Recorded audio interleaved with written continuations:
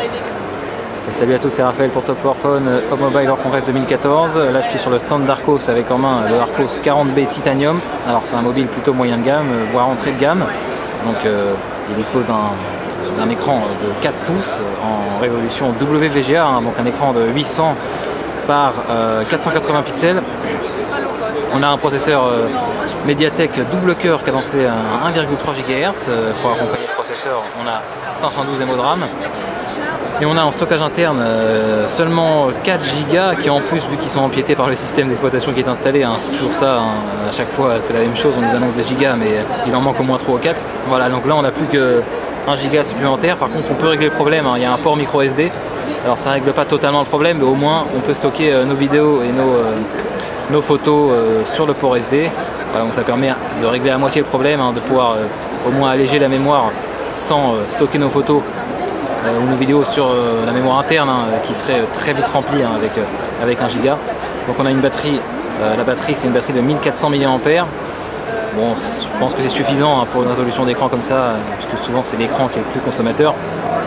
Sinon on constate que le téléphone est plutôt joli, hein, il tient bien en main.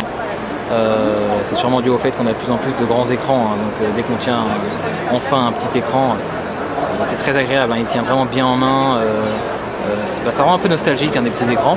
On a un appareil photo à l'arrière, vous pouvez voir, donc c'est un appareil photo de 5 mégapixels avec flash. Il filme en HD, hein, pas en Full HD, c'est-à-dire en 720p. Donc il est plutôt joli. On a une version Android stock, hein, vraiment pure. On n'a absolument rien installé. Je vérifie, non il n'y a rien à part...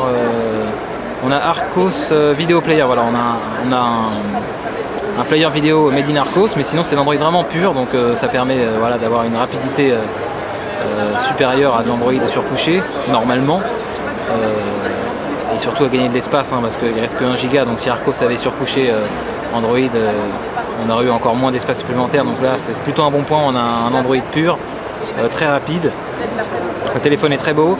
On est sous Android 4.2 je crois, on va aller vérifier ça tout de suite. Voilà, on a une version Android 4.2. Donc 4.2 c'est la deuxième édition de Jelly Bean. On avait 4.1, ensuite on a eu 4.2. Voilà, donc un téléphone entrée de gamme, espérons qu'il sera commercialisé à un prix très compétitif. Je précise qu'il est double SIM également. On va regarder d'ailleurs, on va ouvrir la coque. Hop, jamais très évident. La finition est plutôt bonne, hein, c'est ce qui fait que la coque est dure à enlever. Il est très compact, il craque pas vraiment en main. Voilà. Alors on a la batterie amovible, un bon point. On a un port micro SD et un port carte SIM, et on a un système assez ingénieux en fait. La deuxième carte SIM est cachée en fait sous la batterie. C'est-à-dire que là on a directement la carte SIM et la carte SD, et on a l'accès à une deuxième carte SIM sous la batterie. Voilà, donc c'était une rapide présentation au Mobile World Congress 2014 sur le stand d'Arcos, du Arcos 40B Titanium. Salut à tous.